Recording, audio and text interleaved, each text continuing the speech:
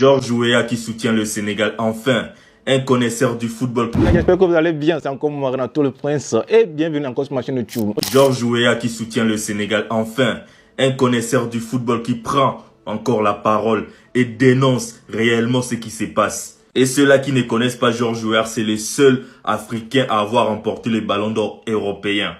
Renseignez-vous. Il dit ceci: j'appelle les TAS et les autres autorités compétentes à agir avec fermeté afin que cette injustice ne soit pas maintenue.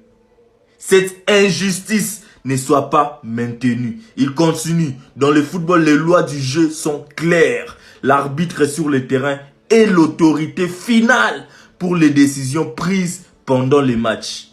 Pour les décisions prises pendant les matchs. Une fois que le jeu est autorisé à continuer et que le match est terminé, le résultat obtenu sur le terrain doit être maintenu. Donc voilà. C'est ça la bêtise que la CAF veut nous faire gober, que non, voilà le Sénégal, nanani, nanana, nanani. Non. Si c'était pour condamner le Sénégal, il fallait condamner pendant les matchs et non après les matchs. Et il continue encore. Selon les règles applicables de la Confédération africaine du football, dans la CAF, les officiels de match ont pleine autorité pendant la rencontre. Et la partie la plus intéressante, le règlement de la CAF sont conformes aux lois du jeu de la FIFA, qui stipule que l'arbitre a pleine autorité pour faire appliquer les lois du jeu en relation avec le match pour lequel il a été désigné. Et ces décisions sur les faits liés au jeu sont définitives. S'il fallait condamner le Sénégal, c'était pendant les matchs et non après les matchs. L'arbitre a déjà sifflé. C'est lui, le maître du jeu. Donc la personne peut-être à condamner aujourd'hui, on connaît la personne. Moi, je ne vais pas le dire, mais tout le monde connaît la personne. Si on devrait condamner une personne, tout le monde connaît la personne. Mais sinon, le Sénégal a déjà sa coupe et c'est tout. C'est tout. Merci Georges Weah, enfin un qui a tout compris. Depuis le début, je me tue à répéter ça, mais les gens, ils veulent pas l'entendre. Ils pensent que j'ai de la haine. Alors qu'en fait, c'est juste logique. L'arbitre a permis que le match se poursuive et le résultat a été obtenu sur le terrain. L'arbitre a toute autorité et ses décisions sur les faits liés au jeu sont définitives. En fait, les gars, faut comprendre une chose. Sur le terrain, c'est l'arbitre qui décide, c'est l'arbitre qui fait appliquer les lois. Je l'ai déjà dit, mais je le redis. Une fois que l'arbitre a pris sa décision de continuer le match, eh ben personne ne peut revenir en arrière. Personne ne peut contester sa propre décision. L'arbitre aurait dû arrêter le match au moment où les Sénégalais sont sortis. À ce moment-là, les joueurs marocains auraient dû dire « non, on joue pas ». Ils sont sortis, ils ont perdu. Et même si les Marocains ne le disent pas, l'arbitre aurait dû le faire parce que c'est lui qui connaît les lois du jeu. C'était à lui de savoir ça. Et croyez-moi, tout le monde le sait. Même les arbitres de district et de ligue, ils le savent. C'est une règle qui est connue. Des joueurs qui sortent du terrain, carton jaune. Des joueurs qui rentrent au vestiaire, vas-y, déclare forfait, 3-0, tapis vert. Maintenant, l'arbitre ne l'a pas fait. Il a fait une erreur. L'arbitre a fait l'erreur de ne pas siffler la fin du match sur le moment. Et à partir du moment où il dit que le jeu reprend, que les Marocains tirent le penalty, que ça va aux prolongations et que ça joue, eh ben il ne peut pas revenir sur sa décision. Ni lui, ni le tribunal, ni personne d'autre. Et c'est pour ça que moi je comprends pas la décision d'avoir enlevé le titre au Sénégal. J'invite tout le monde à aller voir la loi numéro 5. Écrivez sur Google, loi 5 IFAB. C'est les lois des arbitres. Et vous lisez le 5.1 et le 5.2. Le match se joue sous le contrôle d'un arbitre disposant de toute l'autorité nécessaire pour veiller à l'application des lois de jeu. C'est lui qui décide et qui doit appliquer les lois. Les décisions de l'arbitre sur des faits en relation avec le jeu sont définitives, y compris la validation d'un but et le résultat d'un match. Il y a écrit que c'est définitif, personne ne peut le changer. Donc à partir de là, le Sénégal est champion. Même si, à la base, les Sénégalais avaient tort. Mais c'était à l'arbitre de les sanctionner à ce moment-là. Et les décisions sont définitives. Le capitaine de la sélection sénégalaise, Kalidou Koulibaly, a pris la parole sur son compte Instagram par rapport à tout ce qui se passe, bien évidemment. Donc, il a mis, c'est pas donné, c'est gagné. Il regarde, moi je garde, le trophée est là, il bouge pas. Donc, pour lui, les gars, hors de question, bien sûr, de rendre le trophée de la CAN au Maroc. Et même le président, en gros, du Sénégal, les gars, donc Diomaye Faye, président du Sénégal, a modifié quand même sa photo profil Instagram, les gars, en mettant une photo de lui, voilà, avec le drapeau, tout ça. Mais regardez, juste à côté, là, au milieu, le trophée tout simplement de la CAN, les gars. Le message tout simplement est très clair.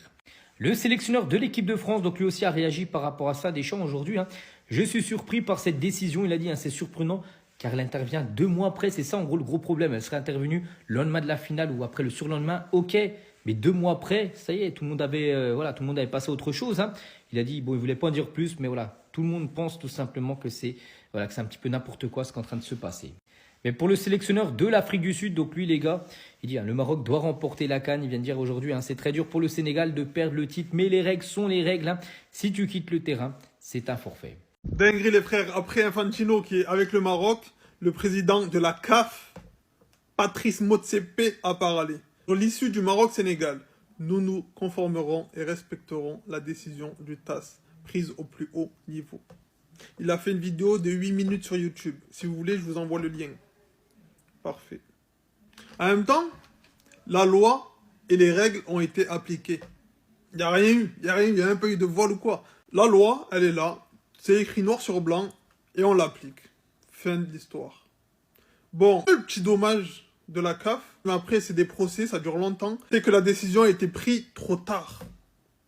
Mais on prend quand même. Je suis dégoûté pour Walid Regragui. Si la décision elle avait été prise 2 semaines après la finale, ça aurait été parfait.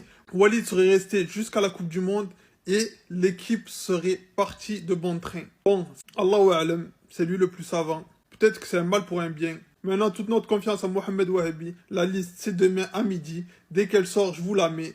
Et les Sénégalais qui pensaient avoir gain de cause en faisant un appel, force à vous. Salam alaikum, Jimal Mardi. Claude Leroy s'est déchaîné après la décision de la CAF de retirer son titre de Coupe d'Afrique des Nations au Sénégal au profit du Maroc. Tout le monde en prend pour son grade. On écoute ça. Dites-moi ce que vous en pensez dans les commentaires. Bonsoir, bonsoir tout le monde. Je ne pouvais pas penser une seule seconde que la CAF allait pouvoir aller aussi loin dans le grand guignolesque. Mais bon, quand on voit comment la CAF est dirigée par M. Motsepe, qui finalement le vassal d'Infantino et qui voulait depuis le début absolument donner cette coupe au Maroc, qui avait fait une super Coupe d'Afrique des Nations, qui méritait sur la Coupe d'Afrique de gagner, mais sur la finale, c'est le Sénégal qui avait été meilleur. Personne ne pouvait imaginer qu'on allait 2 mois après entendre une telle déclaration. Ça ne paraît pas possible, quoi. Mais vous savez, ça fait des années que toutes les décisions sont bafouées par la CAF. Moi, j'ai mis en exergue très souvent le comportement de M. Infantino, qui se considère comme le Trump du football africain, savoir qu'il a tous les droits, qu'il dirige les phases finales.